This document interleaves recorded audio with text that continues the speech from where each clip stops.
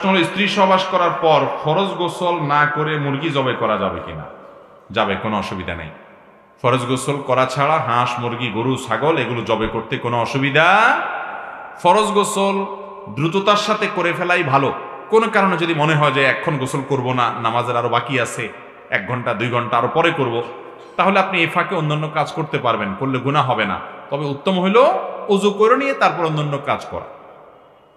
যদি ওযু না করেও করেন তাতেও মুরগি খাওয়া হালাল হবে, জবে হালাল হয়ে যাবে, কোনো অসুবিধা হবে না। আমাদের দেশে মহিলাদের ব্যাপারে ফতোয়া দেওয়া হয় যে মহিলারা গোসল ফরজ হলে ঘরের কোনো কাজ করতে পারবে না, বাচ্চারা দুধ খাওয়াতে পারবে না। বোগাস কথা, ভিত্তিহীন কথা। এটা মহিলা আর পুরুষের জন্য আলাদা কোনো পার্থক্য। গোসল ফরজ হলে দেরি না করে তাড়াতাড়ি গোসল করে ফেলা উত্তম, মহিলার জন্য পুরুষের জন্য সমান কথা।